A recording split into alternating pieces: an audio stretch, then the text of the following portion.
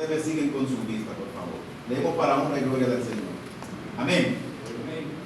Y escribe al ángel de la iglesia en Esmirna, el primero y el postrero, el que estuvo muerto y vivió, dice esto: yo conozco tus obras y tu tribulación y tu pobreza, pero tú eres rico, y la blasfemia de los que se dicen ser judíos y no lo son, sino sinagoga de Satanás.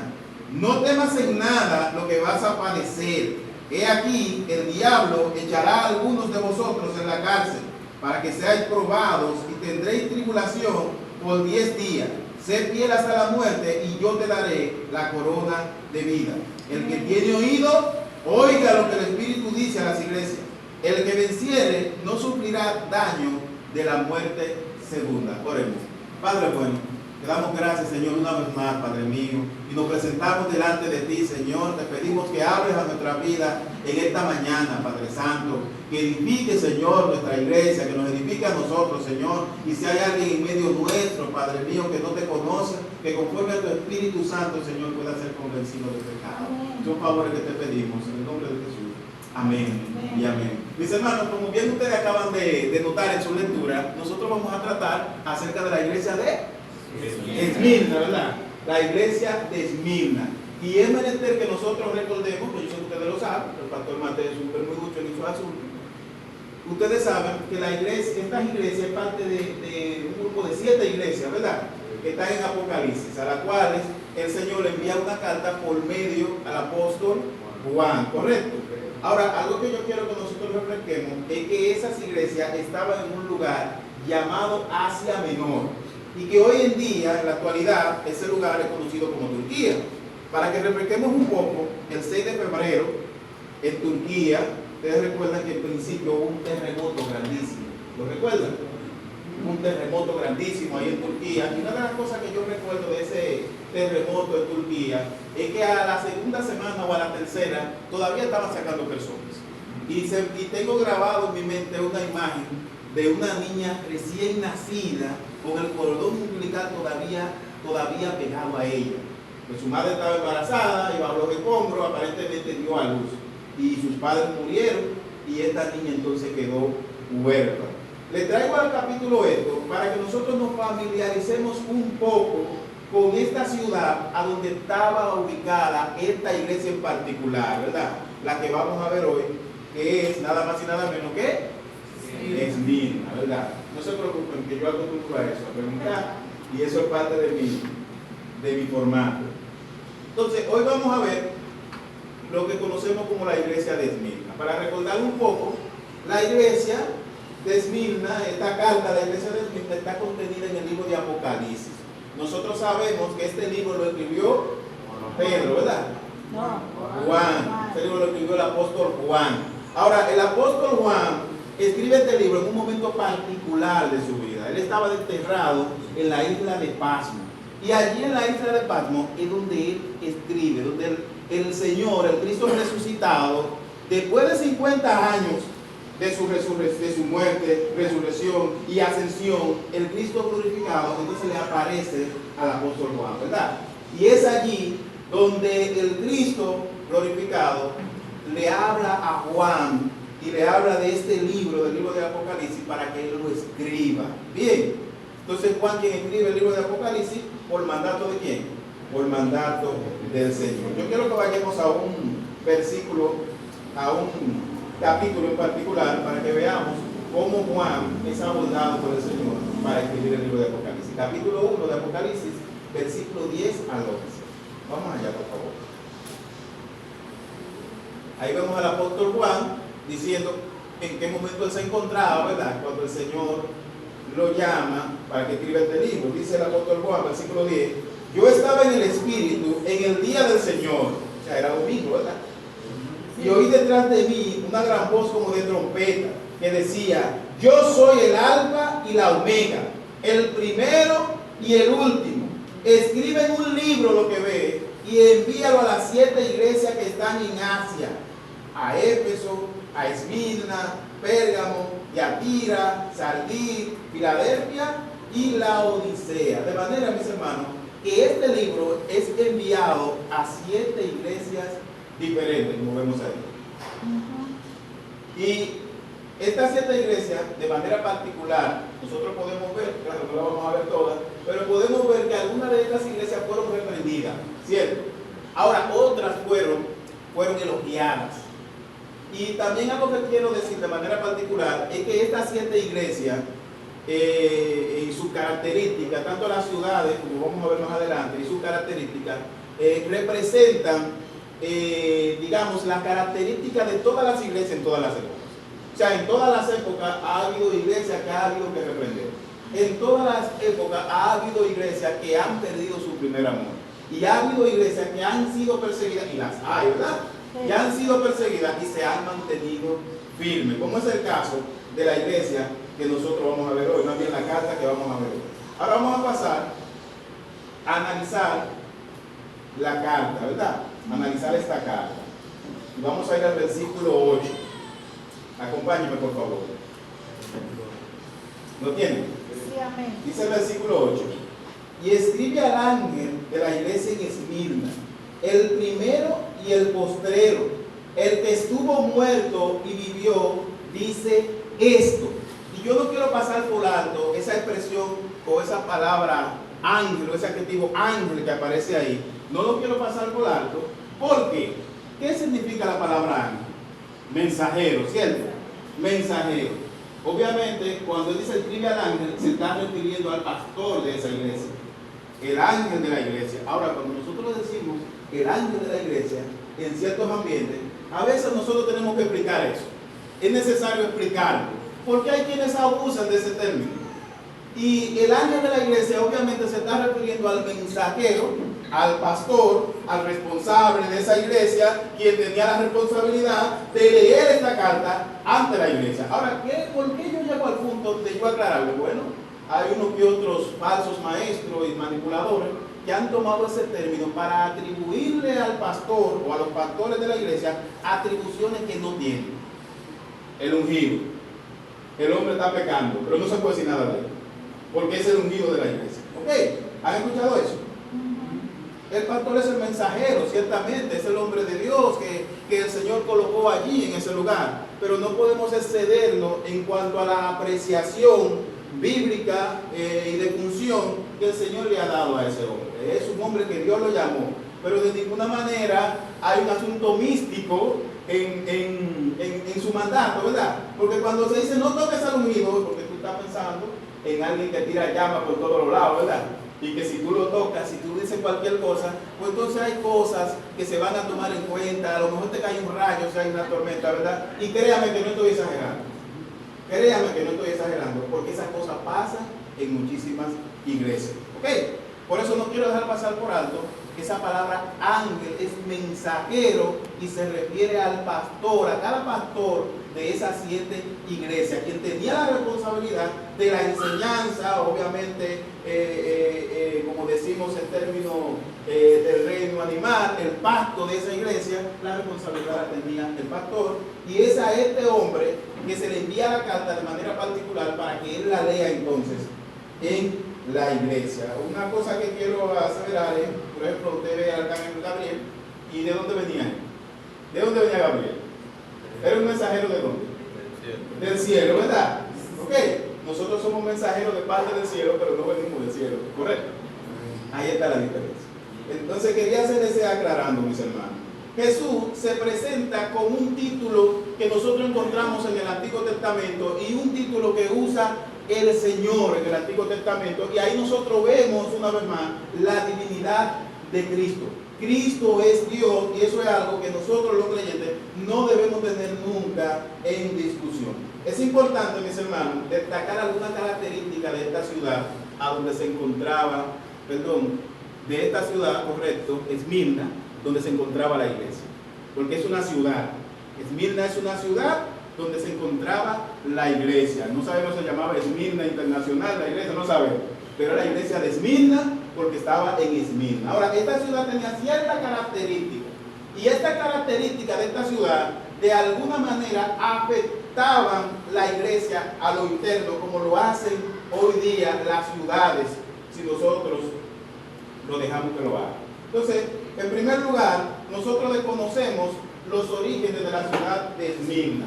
Esmirna fue reconstruida 2 veces. La segunda vez que fue reconstruida, esta reconstrucción es la Esmirna de la época del apóstol Juan. Fue reconstruida por 2 de los colaboradores de Alejandro Magno en el 290 a.C. Pero también Esmirna, ustedes tienen que saber, que era una aliada del Imperio Romano. Esmirna era una aliada del Imperio Romano y como tal tenía su propia gobernación del Imperio Romano. Allí había instalada una gobernación, una representación del Imperio Romano, porque su relación con Roma era privilegiada. Por eso Esmirna entonces, porque en Esmirna, tomando en cuenta su privilegio, se construyó el primer templo en honor al emperador. Se construyó en Esmirna. Vayan tomando eso en cuenta, porque todas esas cosas son prácticamente la cama de lo que nosotros vamos a ver en lo sucesivo. Entonces, el primer templo se construye allí en el 26, en honor al emperador Tiberio.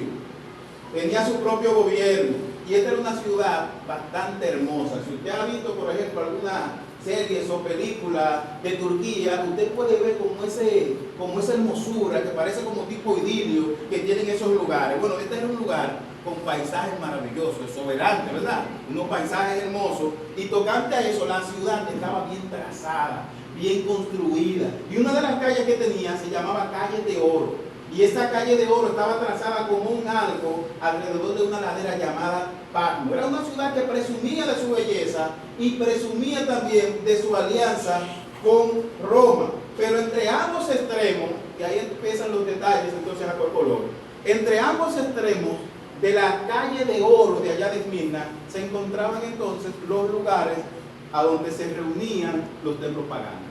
Allí teníamos el templo de Zeus, allí teníamos a Cibeles, allí teníamos a Esculapio, que es el dios de la medicina. La culebrita que ustedes ven en el logo de la medicina se refiere a Esculapio. Entonces allí en ese lugar, en esos extremos, estaban todos esos centros de adoración pagana. O sea, desde este punto de vista nosotros tenemos que ir entendiendo que Esmirna era un lugar a donde había mucho paganismo.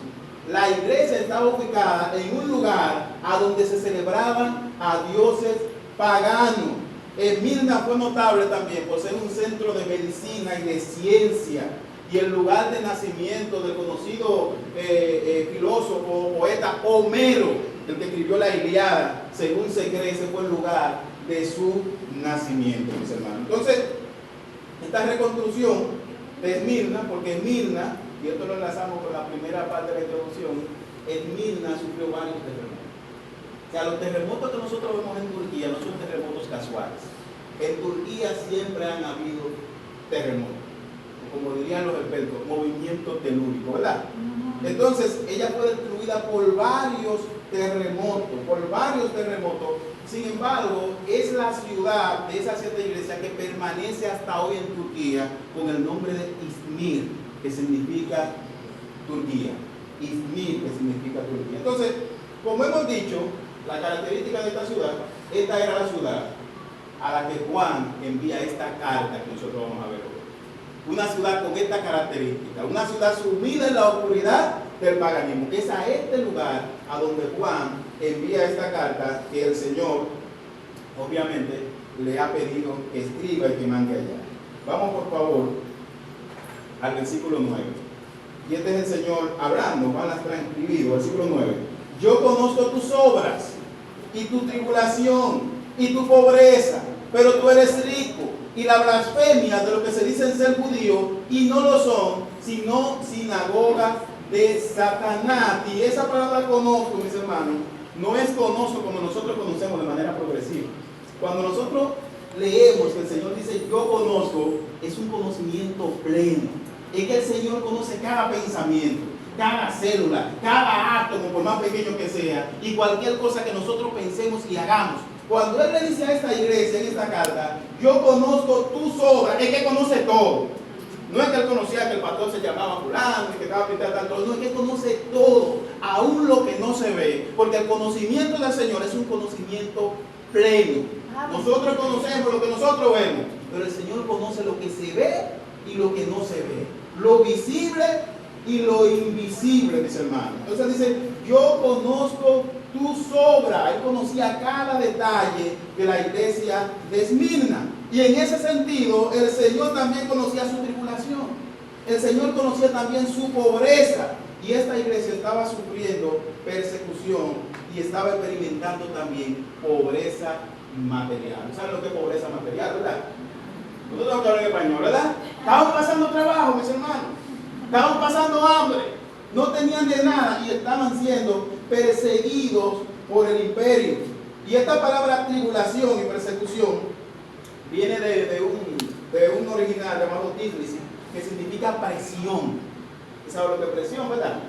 Esta iglesia estaba bajo una fuerte presión, estaba siendo presionada por la persecución, porque era a costa de su vida. Y estaba siendo presionada porque era una iglesia que estaba siendo leal a Jesucristo. Por su lealtad a Cristo estaban siendo perseguidas por todos los bandos, por todos los medios. Estaban siendo presionadas. Ustedes dirán, nosotros no hemos visto eso, ¿verdad? Pero vamos a seguir viendo. Estaban siendo presionadas, mis hermanos. Entonces, como nosotros vimos que había diferentes edificios, diferentes lugares, lo más natural en Esmirna era rendir culto a dioses paganos. O sea, los ciudadanos de Esmirna, eso era lo que hacían. O sea, eso era como comer arroz con habichuela. Los ciudadanos de Esmirna presentaban sacrificio al emperador, presentaban una serie de ritos y de cosas que se hacían al emperador y a las diferentes deidades. Todos los ciudadanos lo hacían. Ahora, en contraposición con eso estaban los cristianos. Estaban los creyentes de Esmirna, estaban los creyentes de la iglesia. Las demás personas del lugar voluntariamente ofrecían sacrificios que el emperador demandaba. Ahora, los cristianos se negaron a ofrecer esos sacrificios al emperador, se negaron a adorarlo. Y en ese sentido fueron acusados de rebeldes, fueron acusados de rebeldía. Por tanto, entonces, ellos eran perseguidos. En Romanos 13, y no lo vamos a ver, nosotros vemos la enseñanza de que nosotros como creyentes tenemos que someternos, ¿verdad?, a las autoridades, al gobierno civil. Y ellos no estaban siendo perseguidos ni acusados de rebeldes porque ellos no pagaran sus impuestos, ni porque ellos no se sometieran al gobierno civil. El problema aquí radicaba únicamente en el plano religioso, porque ellos no querían someterse en el plano religioso. Ellos no querían ceder su lealtad a Cristo por su lealtad al Creador. Y por esto, mis hermanos, ellos estaban siendo perseguidos.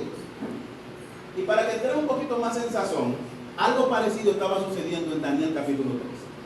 Si usted va a Daniel capítulo 3, versículo 12 en adelante, allí nosotros vemos algo perseguido, donde los creyentes también están siendo presionados, están siendo perseguidos, están siendo posiblemente queriendo ser manipulados por causa de su fe. Vaya por favor a Daniel capítulo 3, versículo 12 en adelante.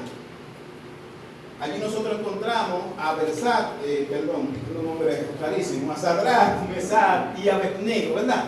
Allí los encontramos allí. Nosotros sabemos que estos son los amigos de quién?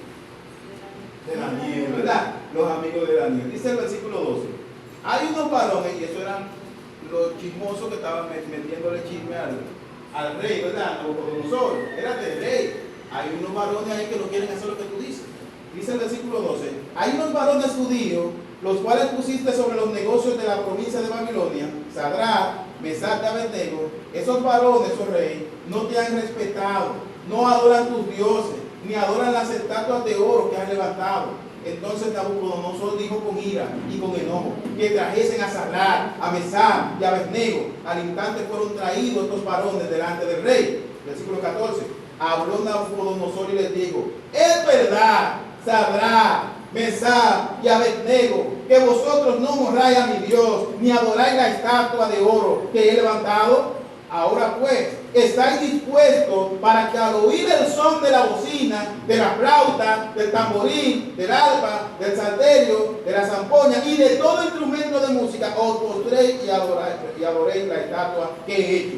Porque si no la adoraréis, en la misma hora seréis echados en un horno de fuego ardiendo.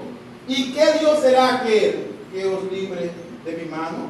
Pero note la respuesta de Sadrach, de Mesach y Abednego, en el versículo 16. Respondieron al rey Nabucodonosor diciendo: no es necesario que te respondamos sobre este asunto. Pero ¿y qué era lo que se le estaba ofreciendo a ellos? Dulce. Era echarlo en un horno de fuego, mis hermanos.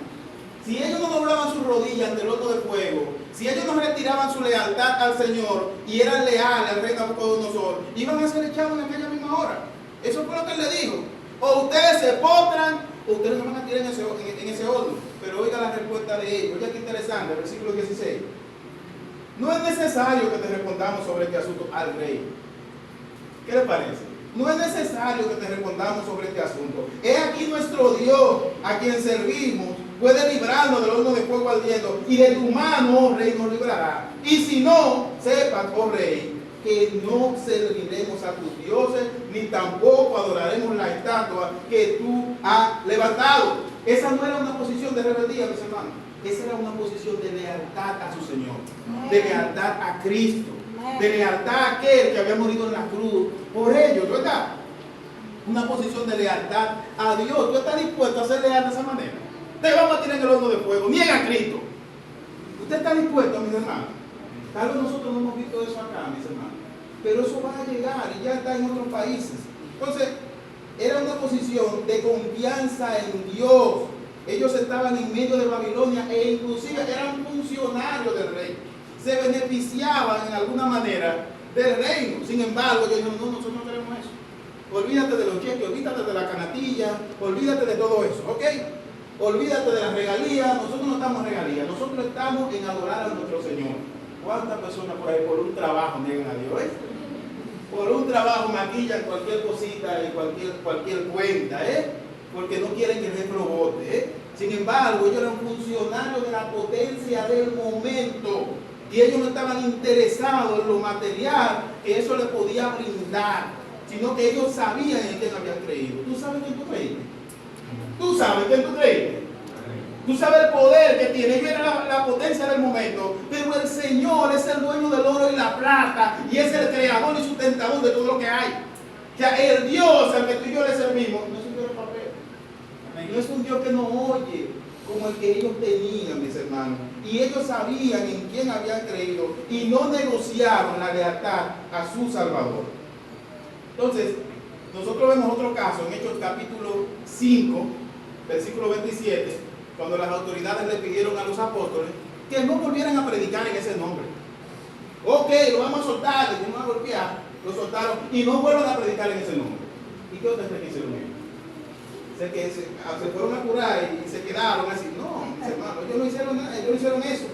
Ellos siguieron, no le hicieron caso a las amenazas, no lo dejaron de hacer. Y en el versículo 27 dice, cuando lo trajeron, lo presentaron en el concilio y el sumo sacerdote le preguntó diciendo, ¿no os mandamos estrictamente que no enseñaseis en ese nombre? Ahora habéis llenado Jerusalén de vuestra doctrina y queréis echar sobre nosotros la sangre de ese hombre. Respondiendo Pedro, los apóstoles dijeron, es necesario obedecer a Dios antes que a los hombres.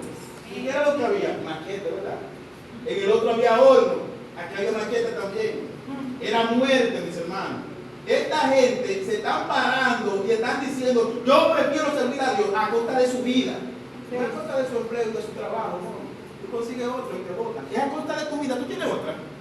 No, tú tienes una sola, ¿verdad? Es a costa de tu vida. Y cuando nosotros vemos eso, nosotros tenemos que entender y tenemos que ver, mis hermanos, que no puede haber nada más importante que nuestra lealtad y nuestro apego a nuestro Salvador. Amén. Que todo lo que nosotros vemos acá va a pasar. Mas sin embargo, de la palabra de Dios, ni una tilde va a pasar. Tenemos que estar conscientes y seguros y confiados en el Dios que nosotros hemos creído. Amén. Amén. Entonces ellos sabían, mis hermanos, en qué Dios ellos habían creído. Entonces los creyentes de Esmirna asumieron una posición similar. No lo hemos oído, estamos en el mismo sitio, ¿verdad? Los creyentes de Esmirna estaban en la misma página.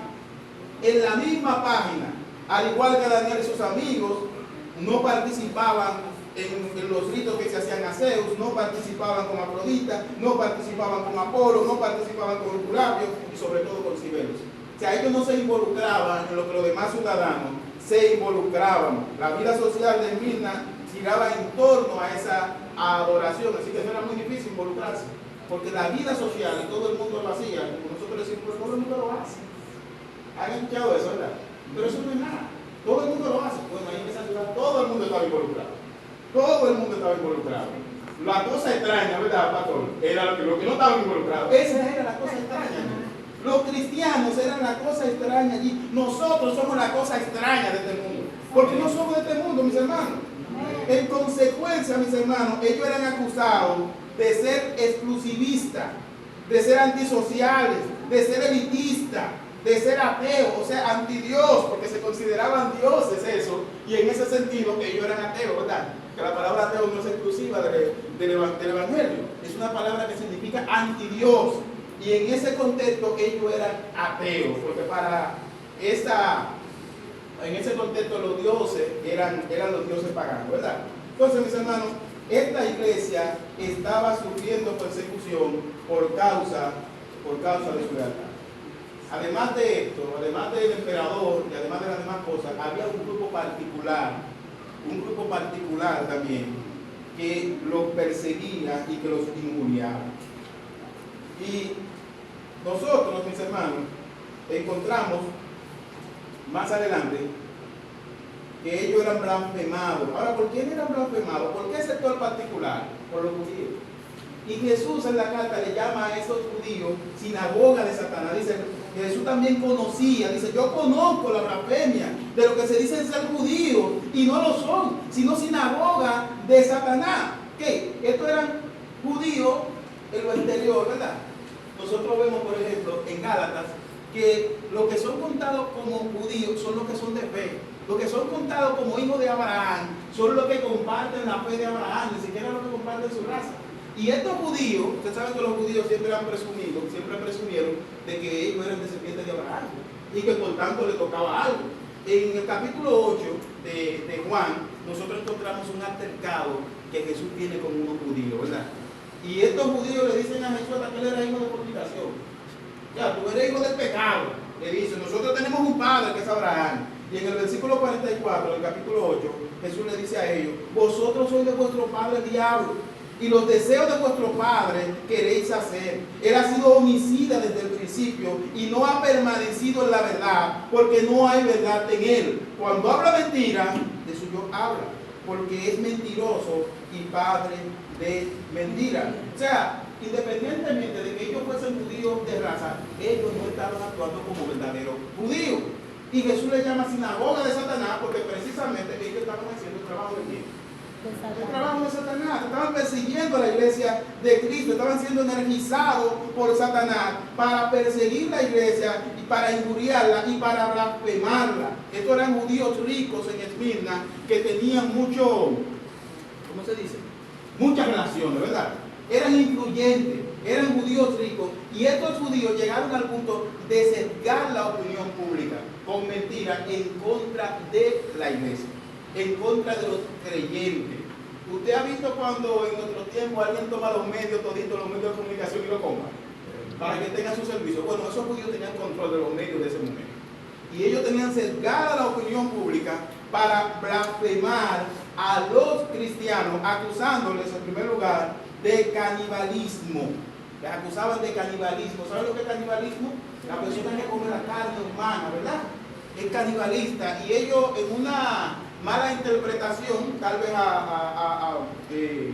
hecho de manera pensada, en una mala interpretación de la cena del Señor, ustedes saben que nosotros, el cuerpo de Cristo, ¿verdad? Cada primer domingo, y la sangre de Cristo que es el vino, pues ellos entonces lo que hacían es que lo familiarizaban, lo particularizaban. Esta gente bebe su sangre, esta gente come carne humana, entonces eran acusados de canibalismo. Otra cosa más era que eran acusados también de inmoralidad sexual, porque los cristianos se saludaban con algo que se conoce como ósculo santo, que era un beso.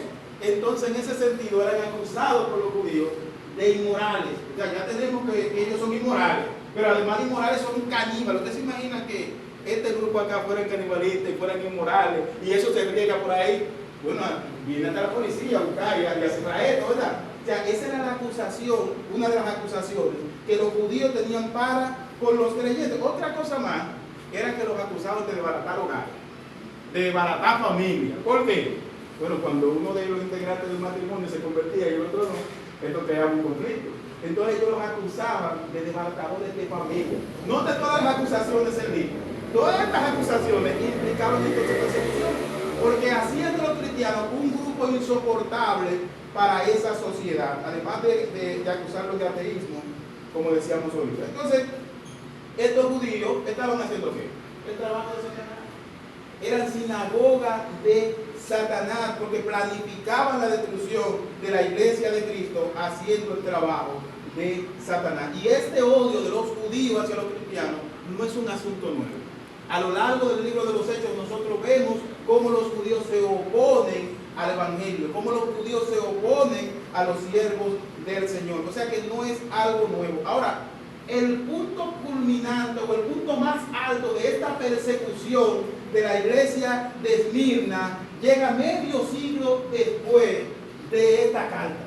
Medio siglo después de esta carta hay un discípulo de Juan, un discípulo del apóstol Juan, que a la sazón fue pastor, según se cree, de la iglesia de Esmirna. No sé si ustedes conocen a Policarpo, ¿verdad? Policarpo. Y Policarpo fue el mártir más famoso de la iglesia de Esmirna. Y este Policarpo era nada más y nada menos que un piadoso anciano de 86 años. Un hombre de 86 años que había servido al Señor toda su vida. Y la historia recoge algunos detalles con relación a él. Cuenta la historia que fue llevado a un estadio ante una multitud de ateos enfurecidos que pedían la muerte de él. ¡Mátenlo! ¡Mátenlo! Y lo tenían allí. Y el procónsul tiene entonces a Policarpo allí y le dice, jure o lo libertaré o reniegue de Cristo. O sea, la petición era, niega a Cristo y ya. Tú lo único que ustedes han visto en la película, Dios no está muerto. Escribe ahí, Dios está muerto y ya. Bueno, la idea era, jure que usted no quiere saber nada con Cristo y lo voy a libertar. Eso es lo que tenía que hacer. Pero él no quería negociar su lealtad a su Salvador. Y Policarpo declaró lo siguiente: 86 años le he servido y él nunca me ha hecho mal alguno. ¿Cómo entonces puedo blasfemar a mi rey y a mi Salvador? Policarpo sabía quién había creído. Él sabía en quién había creído y a una costa de su vida. Para él su vida no representaba nada con lo que él había conseguido en Cristo, mis hermanos.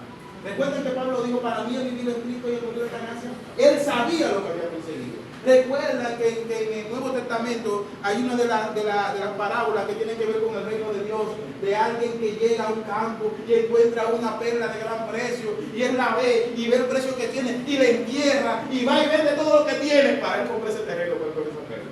Porque él sabía lo que eso costaba. ¿Sabe usted lo que cuesta, hermano? ¿Sabe usted lo que representa que Cristo haya muerto por un grupo de pecadores que no lo merecíamos?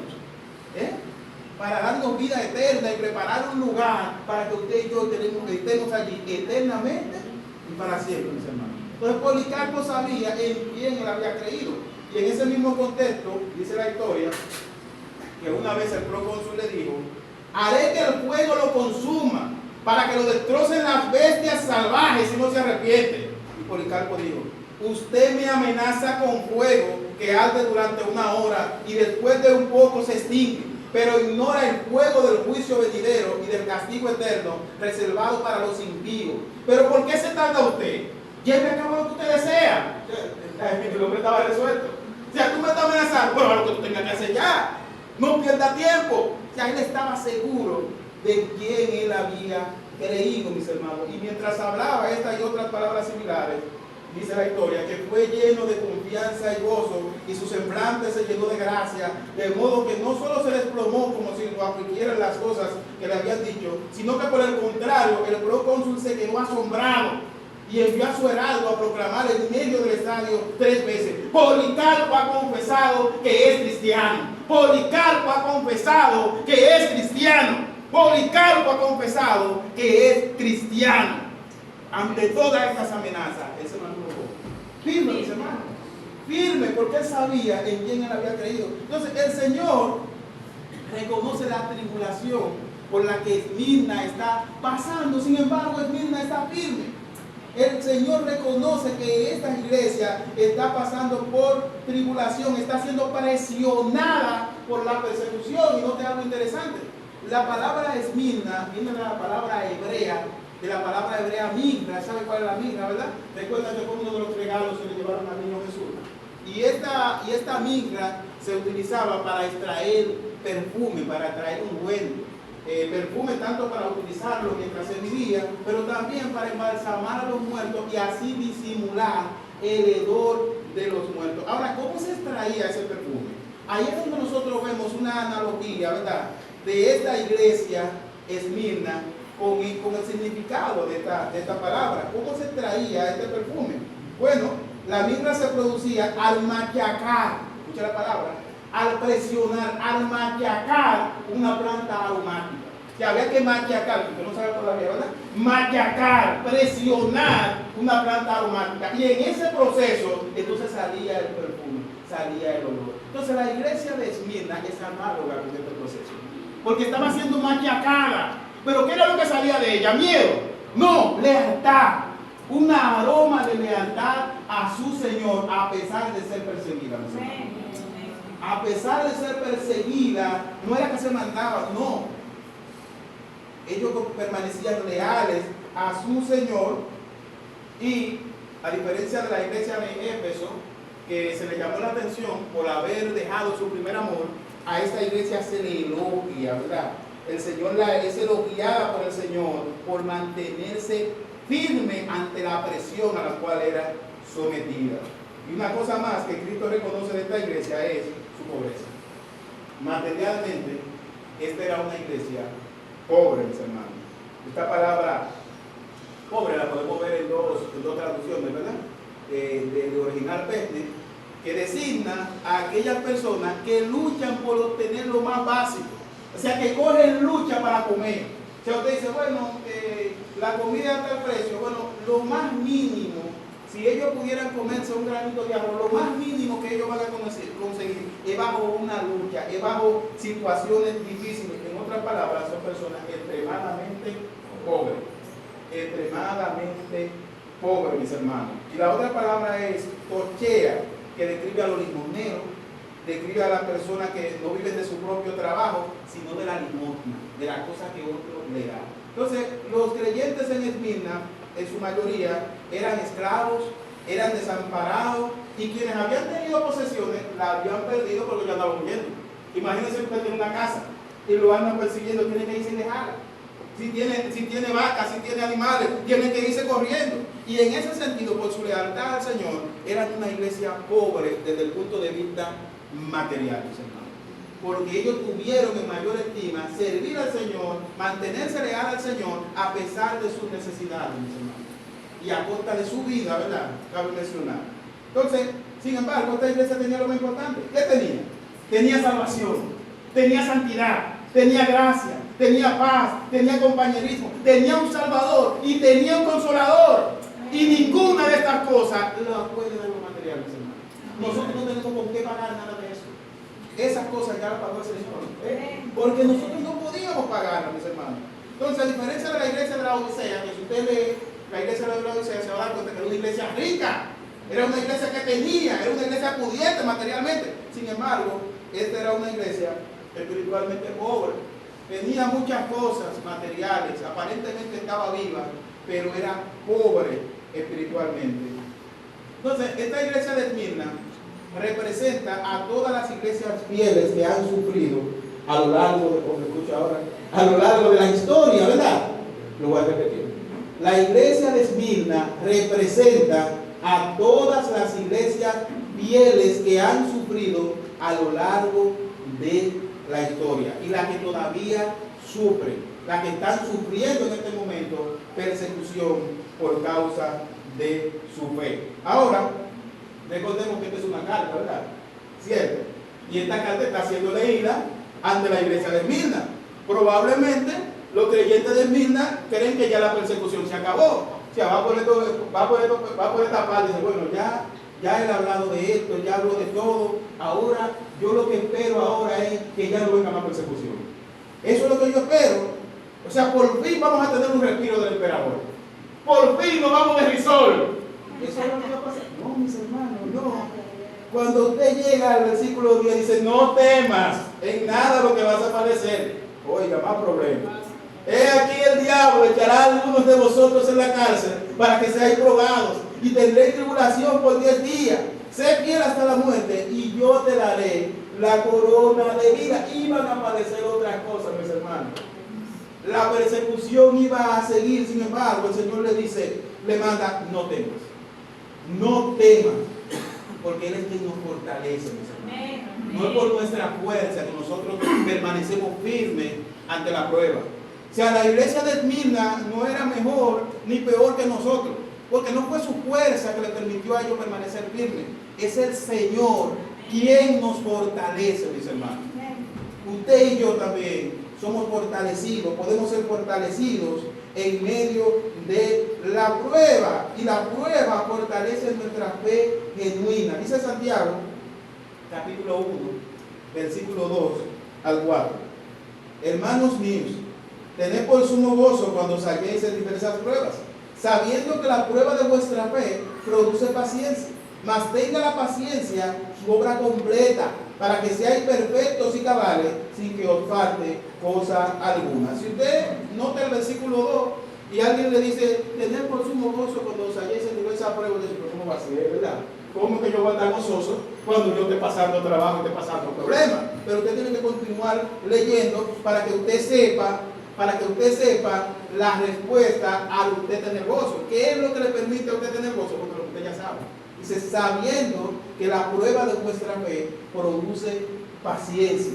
Mantenga la paciencia su obra completa, para que seáis perfectos y cabales, sin que os falte cosa alguna. ¿Qué es lo que va a provocar ese gozo en medio de la prueba?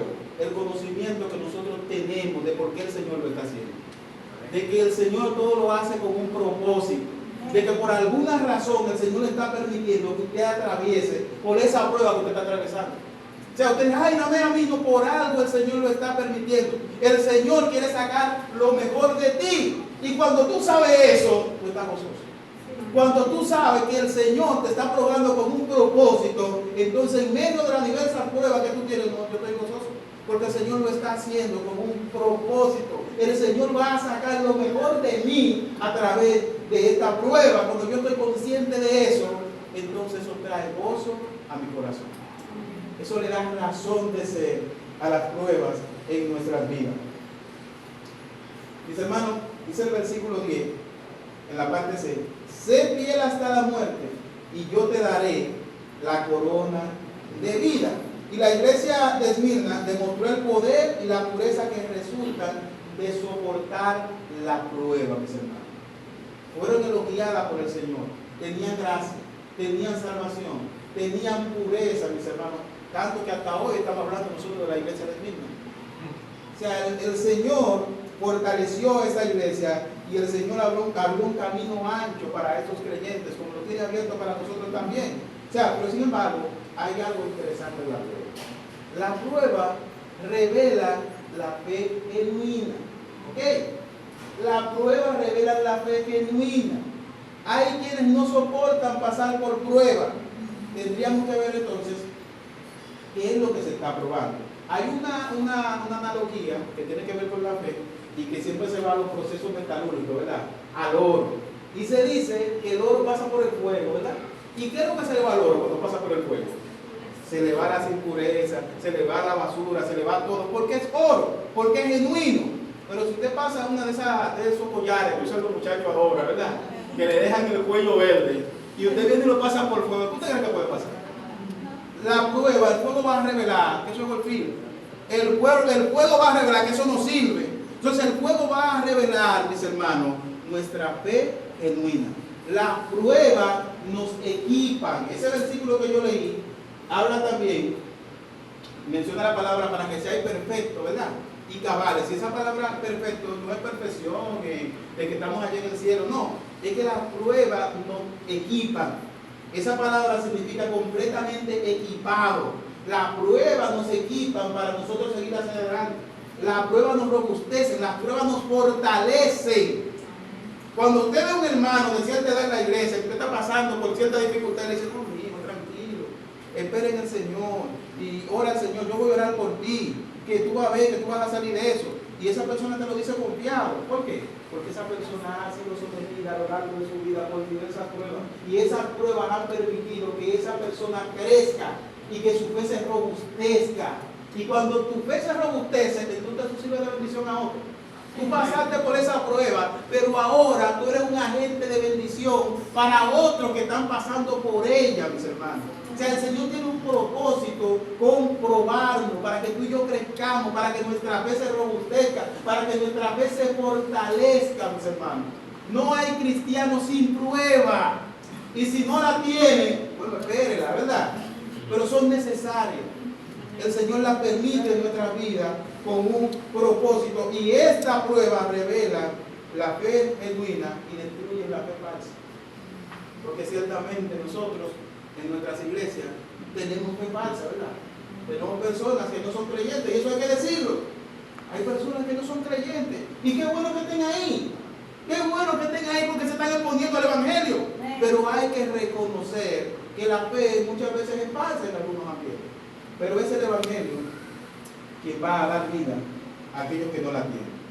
Entonces, sigue diciendo el versículo que Jesús le dice, ¿verdad?, a través de esa carta, que Él le dará la corona de la vida. Y esa palabra corona hace alusión, no sé si ustedes han visto esa corona que usan los romanos en la antigüedad, que se ponen como una coronita como de hoja de laurel, ¿verdad?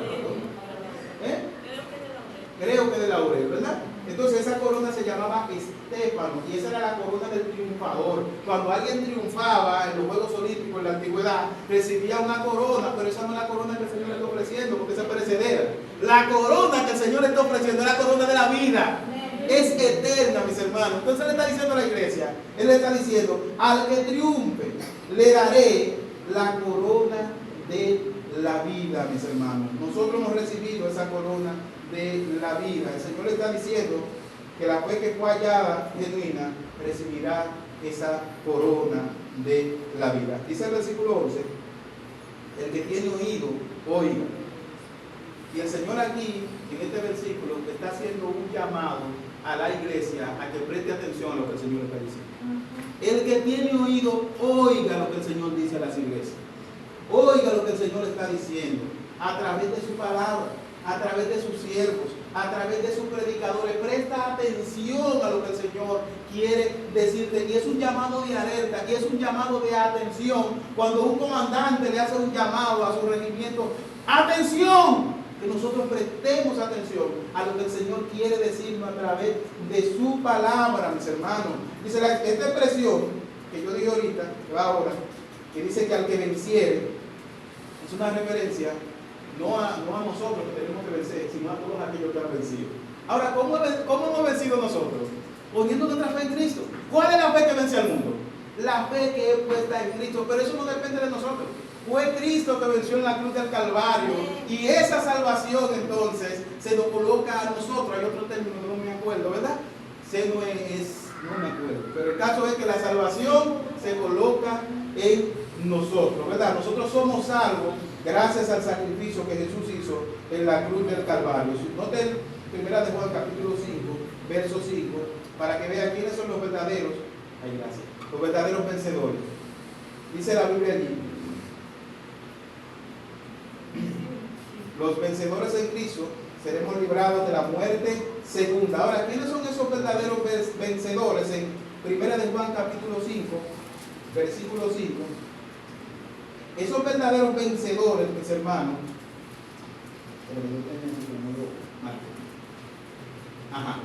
Primera de Juan capítulo 5, versículo 5, dice lo siguiente: pero el que guarde su palabra, en este verdaderamente el amor de Dios se ha perfeccionado. Por esto sabemos que estamos, Primera de Juan, que estamos en Él. El que dice que permanece en Él debe andar como Él anduvo, pero ese no es el vencedor. Pero lo cierto es, mis hermanos, que los verdaderos vencedores somos aquellos que hemos vencido al mundo por medio de nuestra fe en Cristo. ¿Ok?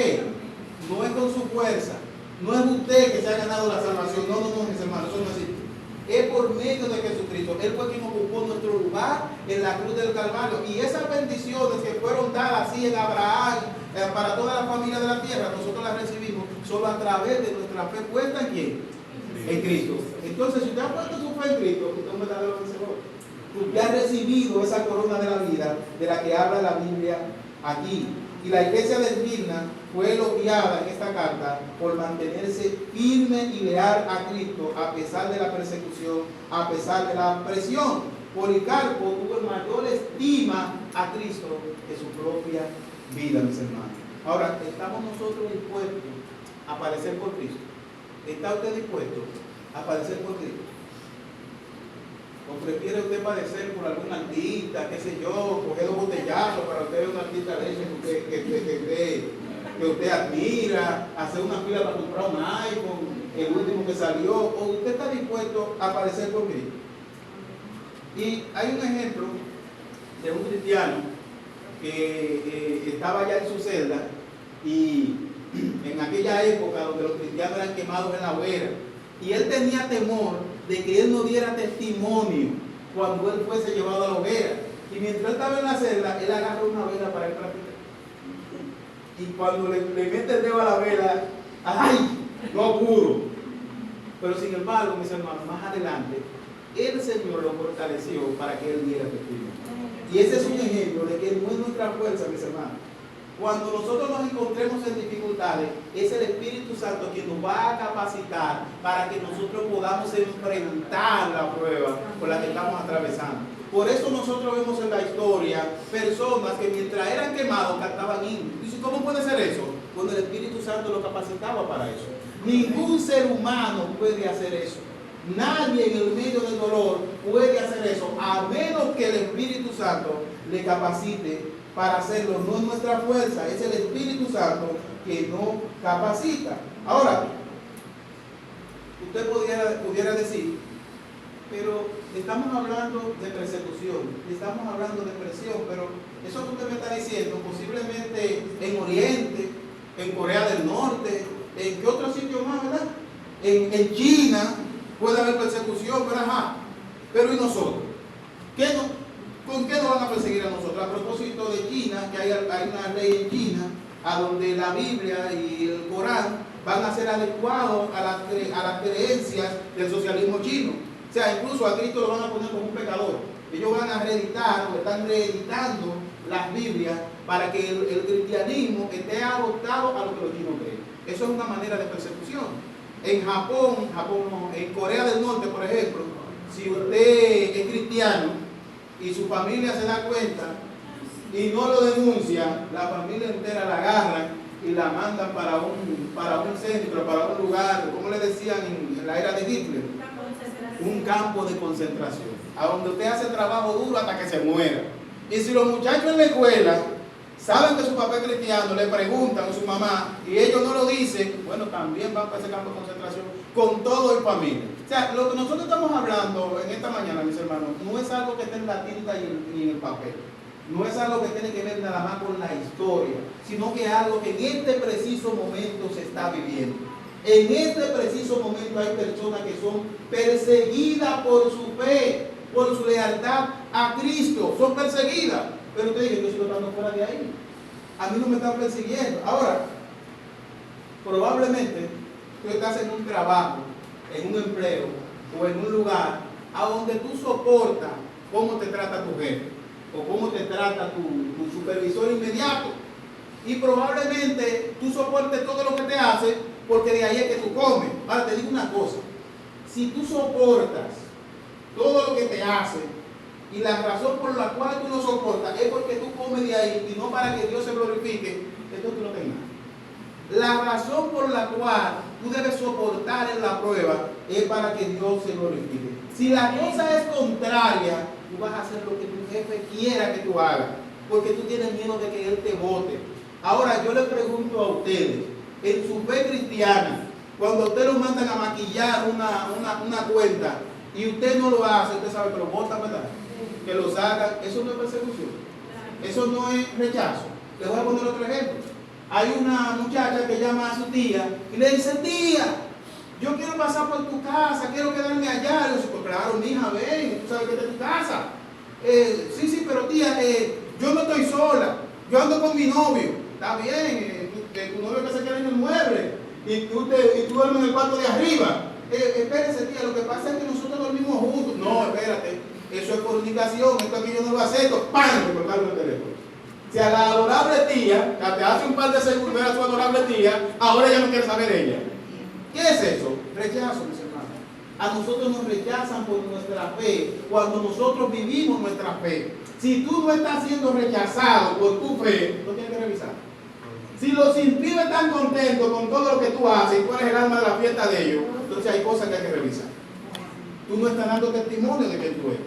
Porque nosotros somos contrarios al mundo, mis hermanos, no somos de este mundo. El evangelio es una ofensa al mundo, es una ofensa al orgullo del hombre. Y en cualquier grupo que tú estés y estés viviendo tu fe y no pegue chivo en la universidad y no hagas esto y llegue temprano a tu trabajo y no le serruche el palo a tu compañero, te van a ver mal. Te van a ver mal. Ah, pero esta empresa es tuya. Tú no me vives ahorrándole a esta empresa como que esto es tuyo. Coge eso y llévatelo, porque esta gente tiene mucho dinero. Lo que dice. Y el pobre cristiano, y todo el mundo haciendo y deshaciéndose y llevándose la empresa y haciendo de todo. Inclusive hablando mentiras para que lo aumenten de puesto y despolvándole al jefe, haciendo todo. Y el cristiano a veces en el mismo sitio, teniendo todas las cualidades para avanzar desde el punto de vista profesional. Sin embargo, él prefiere mantenerse ahí por su lealtad a su Señor. Eso es una persecución. Eso es persecución, eso es rechazo. Y si tú no lo estás viviendo, revisa. Si tú estás en la universidad y todo el mundo está contento contigo, inclusive celebran los mismos chistes y ven los mismos memes. Si están celebrando los mismos memes, si están celebrando los mismos chistes, si están entrando a los mismos sitios, si todos los impíos están contentos que tú eres el mejor cristiano que hay, tienes que revisar, porque tú no estás dando testimonio. Porque a los cristianos lo más normal es que nos rechacen. ¿Qué pasó con el Señor? A él lo rechazaron, mis hermanos. Él fue rechazado. Y el discípulo no es más que su Señor, le dice Jesús a los discípulos. Si a mí me rechazaron, a ustedes también lo van a rechazar. O sea, si esto lo hicieron con el árbol verde, ¿qué no harán con el árbol seco? Entonces nosotros no podemos prescindir de nuestra fe ni de nuestra lealtad al Señor. Si nos mantenemos leales al Señor, vamos a ver la persecución. La vamos a ver en la escuela, la vamos a ver en el trabajo, la vamos a ver en todos los lugares, e inclusive en la iglesia, mis hermanos. Hay cristianos que le dicen, al santurrón, que estos son del grupo de los antiguos, porque hay hermanos que, hay hermanos que son muy abiertos y son muy open mind aparentemente, ¿verdad? Y en todos los ganchos caen, en Telefree, en todos los sitios, y todo está bien, ¿entiendes? Sin embargo, el hermanito que está tratando de servirle al Señor, ese hermano es rechazado, inclusive en medio de la propia iglesia, mis hermanos. Entonces nosotros también, independientemente de que no lo veamos a veces de esa manera, nos exponemos al rechazo. Y ese rechazo a gran escala pronto va a llegar. Las agendas, mis hermanos, que han llegado a diferentes países, mis hermanos, están tocando la puerta de este país. Y muchas ya llegaron. La ideología de género, la homosexualidad. Va a llegar un momento en que nosotros no vamos a poder mencionar la homosexualidad desde este púlpito, porque nos van a censurar, porque nos van a perseguir, y probablemente estemos como los hermanos de Mirna, sin casa, porque vamos a estar huyendo, y pobres materialmente, porque no vamos a tener un domicilio huyendo. Así es como está la iglesia perseguida. Estaba perseguida en los tiempos de Mirna y está siendo perseguida en Corea del Norte, está siendo perseguida también en China, está siendo perseguida en más de 50 países, según cálculos, mis hermanos. O sea, nosotros no estamos viendo algo hoy que esté solo en la tinta y el papel. Es algo que está sucediendo. Ahora, ¿qué podemos hacer nosotros por esos cristianos que están siendo perseguidos? Podemos orar por ellos, ¿verdad? Hay mecanismos también para ofrendar esas iglesias. Ahí se dice que la iglesia más grande del mundo está en Corea del Norte, ¿verdad? Y es una iglesia prácticamente invisible, porque no puede ser pública, porque el gobierno sale y te persigue, y te mata, y te enjuicia, porque es un delito contra el Estado que tú seas creyente. Pero esos hermanos han preferido vivir como vivían los cavernícolas, escondidos a causa de su fe. Porque ellos, como aquel que encontró esa perla de gran precio, ellos también la encontraron. Y ellos no están dispuestos a soltarla, mis hermanos. Yo espero que tú y yo también que tú y yo también seamos leales al Señor. A pesar de las presiones que nosotros enfrentamos. Que nuestra lealtad se mantenga a pesar de que toque lo material que nosotros poseemos ahora. A pesar de que toque, mis hermanos, muchísimas de las cosas que nosotros consideramos como buenas y como válidas, mis hermanos. Nosotros también estamos en medio de persecución. Si damos testimonio fiel de quiénes somos en Cristo Jesús. Que el Señor nos ayude. Que el Señor nos ayude a vivir de acuerdo a lo que Él ha dicho en su palabra y que el Señor nos capacite para que seamos valientes independientemente de cuál sea el peligro que nos enfrentemos. Dios le bendiga. Padre bueno, te damos gracias por tu palabra, Señor. Te pedimos, Señor,